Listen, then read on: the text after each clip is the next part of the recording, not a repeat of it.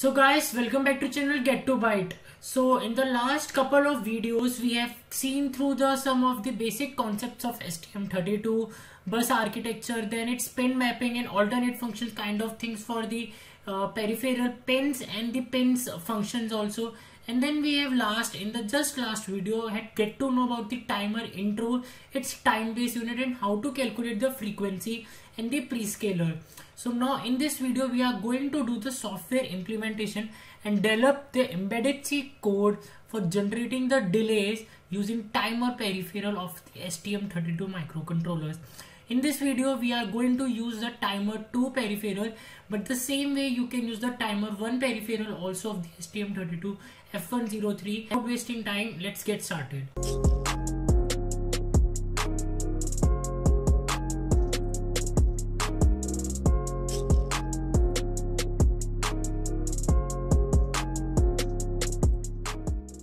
Now let's just go into the registers value and the important registers which are important for generating these things. Now see, first register is the time X control register. This is the only register which we will be needing for our time base. One of the important register which we will be needing for time base. In this, the bits which are of our concentration are this one, the URS bit. Okay.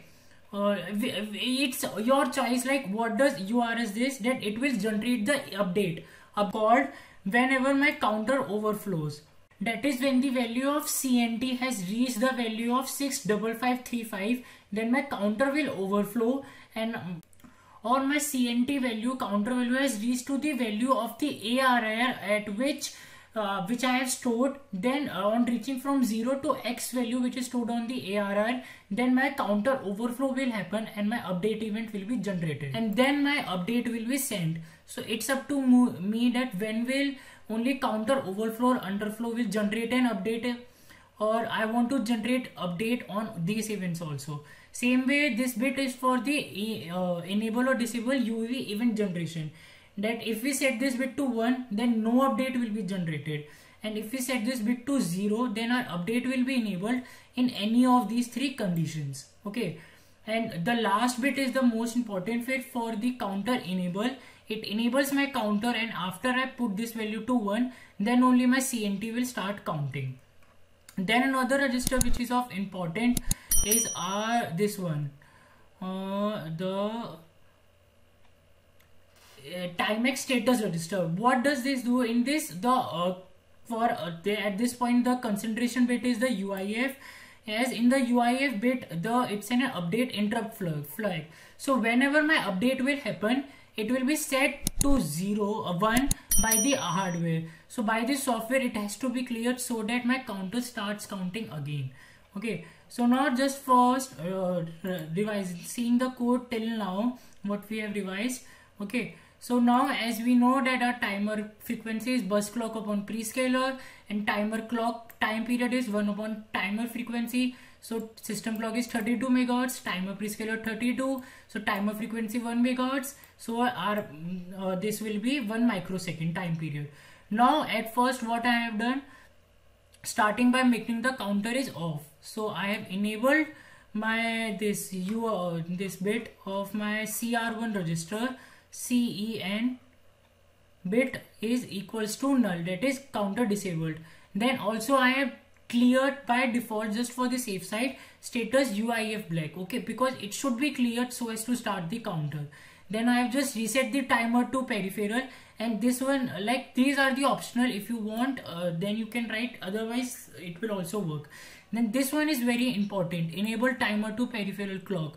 This is the one which I have discussed in the last video, in which I discussed that we have to set the APB1, like here if you can go to here, okay, and here APB1 peripheral clock, and the timer 2 register we have to enable here. Timer 2 is our 0th bit. Okay, so in this register RCC arrow APB1 ENR equals to the enable timer 2. Then I have gone, and then yeah, next important register is this one, event generation register. When we control the event generation register. This is the register which controls that when events has to be updated and when my registers will be updated. So in this, the register which is the UG, update generation, this has to be set just before when we assign values to our prescaler and auto reload. This is very important, guys, because if you enable the update generation after this, it will not be initialized with the values which you have assigned. Okay, so update your update generation, because it reinitializes the counter and generates an update of the register. So my counter will be set to 0 again, and might generate an update on the registers of prescaler and ARR. So in the prescaler I have set 32, and in the ARR I have set the 0xFF value. As what we will be doing, we will be simply calling the till this, counting the counter till 1000, it will generate 1 microsecond. Then we will be calling delay 1 microsecond 1000 times for 1 millisecond, and delay 1 millisecond till 1000 times for 1 second. Okay, so now just enable your counter, and while your status flag, just this has to be done, that while your status flag is not updated, it should kept inside the while loop. So now, as I have told you that our each count of a timer will be equals to 1 microsecond, as we have set our timer clock frequency and time period in such a way, and prescaler value 32 and all such kind of things, which I hope you have understood. If not, then mention down your doubts in the comment section. So my one count will be 1 microsecond. So here in this function void delay underscore microsecond, I am just doing that thing only. I will be counting my counter register time to CNT register till the value of the microseconds. So if say I want delay of 1 microsecond, so timer count less than 1 microsecond. As CNT value starting from 0, 0 is less than 1, so my 1 microsecond delay is generated. Then as I send microsecond 10, 100, 1000, so correspondingly till the CNT value is less than that value of microsecond, my delay will be generated of that number of microseconds. Now 1 millisecond equals to the 1000 microsecond. So in the millisecond functions, I am doing that thing only.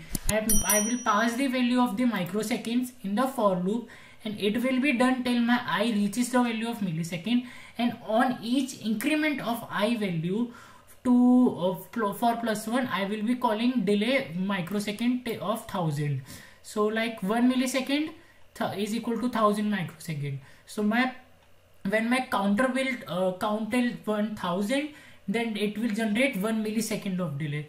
So as this is how, if I want 2 millisecond, then 2000 count. So it will be like, for first I equals to 0, delay 1000, then I equals to 1, delay 1000 again, so 2000. So subsequently the specified number which I mentioned for the milliseconds, my delay microseconds will be called that much number of times. And same concept I have applied for the seconds also, like mention the seconds and then call the milliseconds for that much number of times, as my 1 second is equals to the 1000 milliseconds. Okay, so this is the functions for the microsecond, millisecond and second also. Like if you don't want for second, then you can just write just remove this and call the 1000, 2000, that will automatically generate your millisecond seconds also. It's up to you. And then now like that's it all for the timer initialize we will be needing. And one thing important to tell you, like in here I am using I have told you the while to clear the interrupt flag. It's not important to write this. If you write, then also it will run, and if you don't write, then also it will run. Why? Because your UIF flag will only be set to 1 when your counter overflow has occurred, when your update event has occurred. But did you notice one thing, that we have actually not created a update event? We are counting the ARR value. I have equated the auto reload register value to my full 2 raised to the 16, 655, 35. Okay, and now I am just making the counter time to underscore CNT value till the value of less than of this 655 at 1000 and 1000 and 1000 again, in such a way that my each transition from 0 to 1 to 2 to 3 to 3, that is of 1 microsecond. Okay, so in that case the update event will never be generated, so it's not important to write this. Even if you write, then also your code will be unaffected. Okay, So this is the thing which is essential for writing the timer initialize for the time based mode. If you are using the time for 4, okay, then you just have to replace this time 2 with the timer 4. Okay, or in the subsequent videos I will be telling you the concept of how to use this with the type df and the structure. That will be done in the subsequent videos. Okay, and then this is the system clock initialize function, which is exactly same as we have done in the one of the starting videos of this tutorial series for the STM8. And then this is GPIO push pull configuration. This MCU pin configuration is one of the is like what it will do, like in our the RCC register. Now if you go to our RCC peripheral register, okay, so you will find here we have one feature in which we can output our system clock frequency to one of the GPIO pins. The microcontroller clock output capability allows the clock to be output on the external MCU pin, and that MCU pin on STM8S103 is on this one.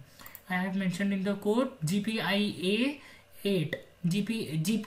PA8. Okay, so I have just enabled my first the RCC APB2 peripheral for my for my port A, as I have told you that we first have to, so my port A is attached with the APB2. Okay, so I have to enable that bit first, and then I have just configured in the output push pull output mode, and then just setting the that pin high. Okay, so that's for the MCU configuration. So it will generate the my output my system clock frequency on the MCU pin.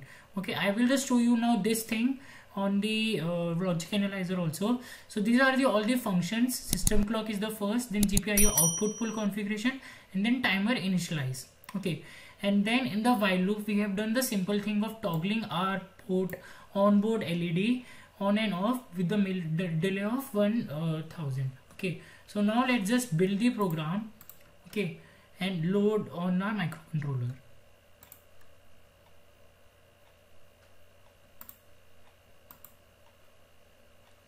So as you can see in the here that this is the STM832 microcontroller. Just for now don't look over this. Okay, this is my STM32, and in this you can see that my onboard LED is blinking with the second generation of 1 second. Let me show you with the logic analyzer also. This is logic analyzer of this cell IR.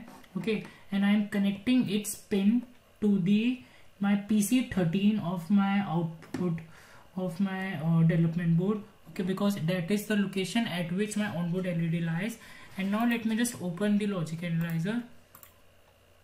Okay, so now like as you can see in the screen, it's sampling at the rate of 4 megahertz and digital second of 6 seconds, and you can see that my delay of 1.001 seconds has been generated with the frequency of 0.55 hertz and the time period of 2 seconds. So it is toggling at 1 seconds.